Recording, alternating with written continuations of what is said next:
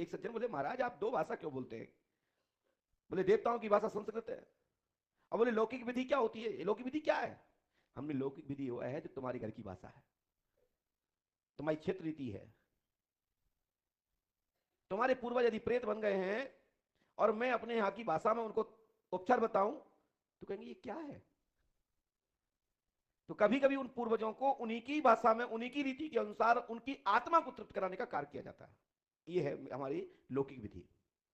और पौराणिक विधि वो है, वैदिक विधि वो है जो देवता यदि आपसे नाराज हैं, यदि आपके ग्रह आपसे रुष्ट हैं, तो वो मंत्र ही जानते हैं, उन मंत्र के द्वारा उनकी स्तुति की जाती है, उनका जप किया जाता है, उनको मनाया जाता है और आपके ग्रह शांति कराकर आपके जीवन में लाभ पहुंचाया जाता है। यह है वैदिक, पुराणिक और देवताओं की भाषा। जैसे अंग्रेजी पढ़ा लिखा हो, उसको हिंदी नहीं आती हो, हिंदी में आप बोलो तो अंग्रेजी वाले दूसरे व्यक्ति के मुंह दिखता है कि ये क्या कह रहे हैं महाराज जी। आप ही लोग भी यदि आपको किसी देश में जाते हैं, किसी प्रदेश में जाते हैं, या नई कोई लैंग्वेज वाला मिलता है तो कहते देखो इसकी भाषा क्या है, ये हमारे यहाँ इसको ये बोलते हैं, इसको ये बोला जा रहा है। मेरी बात समझ रहे ना? तो कई बार वहीं की विधि के द्वारा, वहीं की पूजा पाठ उन्हीं की पद्धति से करा करके वह अनुष्ठान संपन्न करा दिया जाता है। यह पंडों सगा के दरबार का नियम है। विशेषकर मैं लिखता हूं, जाओ आपकी मनोकामना पूर्ण होगी, आज दिनांक से आपको मार्गदर्शन एवं सफलता का योग बनता है। यदि कोई बीमार है, कोई पीड़ित है, कष्ट में है, तो हम लिखते हैं कि आपके ऊपर प्रेत बाधा नहीं है, परंतु इलाज लेना पड़ेगा, सफलता मिलेगी, आज से ही आशीर्वाद है, यानी हमारा आशीर्वाद है, अब डॉक्टर से इलाज करा लीजिए, वह समय आने पर फलीभूत हो जाएगा। कई लोग बोलते हैं महाराज आपने कहा था आज से ही सफलता मिलेगी। अरे तब आए हो तभी तो हमने आशीर्वाद दिया है, अब आगे कर्म करोगे, उपचार करोगे, सफलता प्राप्त हो जाएगी। परंतु हमने उसमें आगे रास्ता खोलता हूं, जैसे हमने कहा 2022 में आपको फलाने फलाने महीने में आपकी नौकरी लग जाएगी, सफलता का आशीर्वाद है, आज से ही आपका मनोरथ पूर्ण होना प्रारंभ होगा। तो क्या 2023 तक लगातार नौकरी लगती रहेगी? भाई समझने का विषय है। जाओ आपकी 2023 तक नौकरी लग जाएगी, जाओ आज से ही आशीर्वाद है। तो मतलब 2023 तक लोग रोज आपकी सर्विस लगेगी क्या? नहीं, हमारा आशीर्वाद है 2023 तक आपकी जॉब हो जाएगी, ऐसा बताया गया। लेकिन कई लोग उस शब्द को तोड़ मोड़ लेते हैं और कहते हैं महाराज आपने कहा था आज से ही सफलता मिलेगी, लेकिन अभी तो हमारा काम हुआ ही नहीं। तो पर्चा तो दिया, उस पर्चे में लिखा है कि 2022 में, 2023 में, 2024 में, 2025 में, 2060 में, जिंदगी में कभी भी फलाने महीने में सफलता मिलेगी। उस पर्चे को देखें। ये नहीं कि आपने उठाया पर्चा, गुरुजी मुझे मिलना है, आपने कहा था आज से ही सफलता मिलेगी, और हमारा तो अभी तक हुआ ही नहीं। एक सज्जन अभी चिढ़ रहे थे हमसे अंदर, वो 2001 से हमारे पास आते हैं, अभी बैठे भी हैं सामने, हमको दिख ही रहे, सामने बैठे हैं। 2001 में आए थे महाजन, और वो कह रहे थे कि महाराज आपने जो कहा था वो उसी तारीख में हुआ, लेकिन एक काम के लिए हमने आपसे कहा था तारीख बता दो, तो आपने कहा था समय आएगा तब बताएंगे, वो आज तक काम नहीं हुआ। तो हमने समय नहीं आया तभी तो नहीं बताया। तो इसलिए हमेशा पूछने के बाद उस पर्चे को लेमिनेशन करा के रखिए। और दूसरी बात, जब हम किसी कोई लोग, एक सज्जन और बैठी थी, उनके साथ माता जी थी, वो भोपाल से आई हैं, वो नहीं दिख रही है, भैया के लिए दिख रहे हैं। उन्होंने कहा कि महाराज जी आपने कहा था मेरे बच्चा हो जाएगा, जाओ आशीर्वाद है, सफलता मिलेगी, इलाज लेना पड़ेगा, आप डॉक्टर का नाम बता दो। तो उसमें लिखा था कि आईयूआई फरक नली के माध्यम से बच्चा होगा, नॉर्मल संतान नहीं होगी। हमने कहा कि मैं डॉक्टर का नाम नहीं बताता हूं, इसलिए नहीं बताता हूं, डॉक्टर से विरोध नहीं है, डॉक्टर की पद्धति से विरोध नहीं है, उनके उपचार से मेरा कोई विरोध नहीं है, किसी प्रकार के उनकी किसी की कोई भी डॉक्टर की कोई भी पद्धति है उसके मैं विरोध या खंडन नहीं करता। मैं इसलिए डॉक्टर का नाम नहीं लिखता क्योंकि सबका काम करने का तरीका अलग अलग है। कई लोग बहुत ज्यादा बड़ी फीस लेते हैं, दो दो तीन तीन बार घुमाते हैं, बड़ी जांच कराते हैं, लाखों रुपए भी ले लेते हैं, और आता होगा खर्च उसमें, लेकिन अब उसका काम नहीं होगा तो कहेगा महाराज जी आपने नाम लिखा था इसलिए मैं वहां गए थे, आपकी जिम्मेदारी है। मेरी क्यों जिम्मेदारी, मैंने पैसे लिया क्या? इसलिए मैं डॉक्टर का नाम नहीं लिखता। आईयूआई परख नली में एक एक नहीं, तीन तीन चार चार राउंड होते हैं, और उसको अपने हिसाब से उपचार कराना चाहिए। और जब भी गर्भाधान की प्रक्रिया प्रारंभ करें उसके पहले अपने सदगुरु से पूछें जिनके द्वारा बताया गया है कि कब गर्भाधान होना है। हम लिख रहे हैं 2024 में गर्भाधान होगा, 2025 में बच्चा होगा, तुमने सुनी और आप डॉक्टर के यहां पहुंच गए, बोले महाराज हमको गर्भाधान के हेतु हमारा उपचार कर दीजिए, डॉक्टर का काम ही है। वो क्या जानता मुहूर्त? वो मुहूर्त नहीं जानता, वो जानता कि इंजेक्शन लगाओ, ये दवाई खाओ और आपका बच्चा हो जाएगा। ट्रीटमेंट चालू कर देते हैं। ये तो हम गुरु संत ब्राह्मण योगी इसके जो भी विशेषज्ञ हैं वो बताते हैं कि आपका समय अभी अनुकूल है या प्रतिकूल। तो गुरु से पूछ के फिर डॉक्टर से इलाज कराएं, सफलता तब मिलेगी। पर्चे को भी उसी पर्चे की ट्रैक पे जाके इलाज कराएं। ये नहीं हमने लिखा 2025 में बच्चा होगा, तुम आज ये प्रश्न लिखा ऑप्शन करा के आ गए, बोले आपने कहा था आज ही सफलता मिलेगी, हमने इलाज करा लिया, वहां काम ही नहीं हुआ, मेरे खर्च हो गए 3 लाख रुपए। तो मैंने नहीं कहा कि 3 लाख रुपए खर्च करो।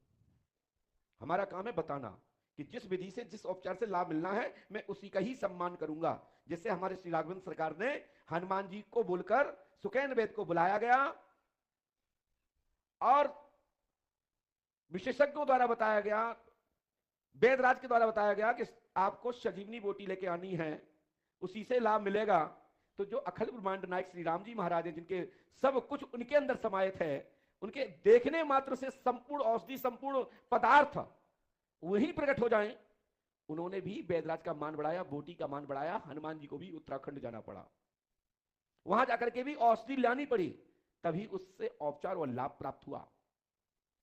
तो कर्म प्रधानता है, इसीलिए हम बता सकते हैं कर्म स्वयं करना है और आपको डॉक्टर की सलाह में ही या वेद की सलाह में ही काम करना है।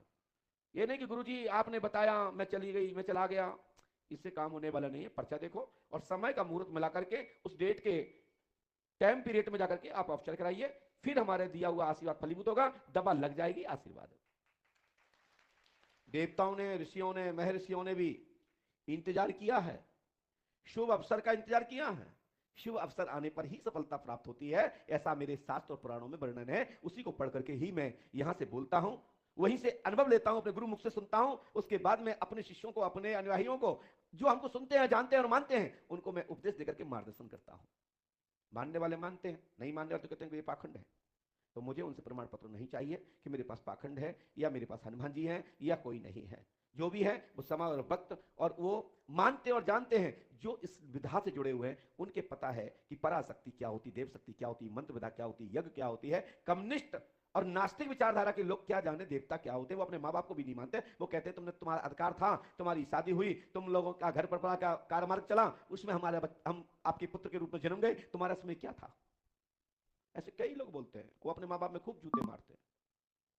वो कहते हैं कि क्या किया तुमने मेरे लिए, वो कहते हैं हमने आपको जन्म दिया, आपको मेरे तुम्हें अपना सुख दुख झेल करके भी मैंने आपको बड़ा किया। बोले तुमने क्या किया, ये तो करना था, ये तो तुमने अपना कर्म निभाया।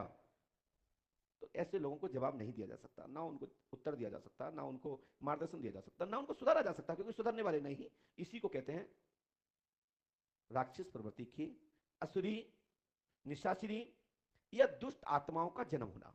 क्योंकि इस संसार में दुष्ट आत्मा भी है, देव आत्मा भी है। यहीं से पहचान होती है कि ये कौन से योग में, कौन सी तिथि में, कौन से ग्रह में किस लक्षण की संतान की प्राप्ति हेतु गर्भाधान किया, उस बीज का वही लक्षण होगा जिस बीज को बोया जाएगा।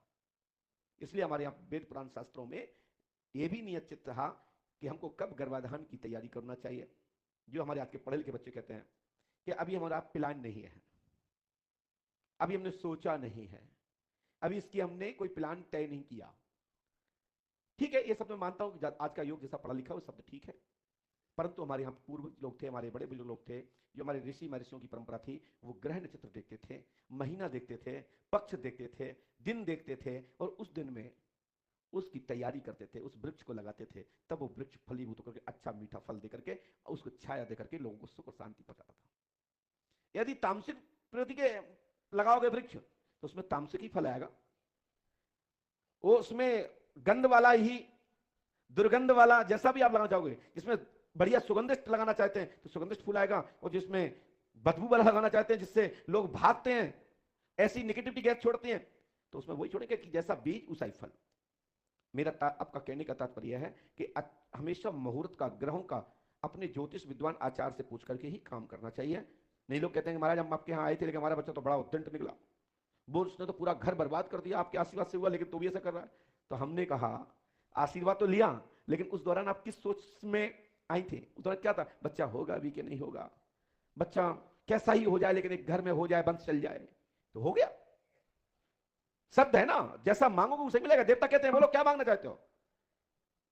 मेरा कहने का मतलब है कि कुंभकर्ण को इंद्रासन चाहिए था, लेकिन धोखे से निंद्रा निकल गई कि निंद्रासन प्राप्त हो जाए, उन्हें कि जाओ निंद्रासन प्राप्त हो। वो लोग खूब रोया गया कि हमें ये नहीं चाहिए, हमें निंद्रासन चाहिए। बोले नहीं, वो तो एक बार जो मांगा दे दिया।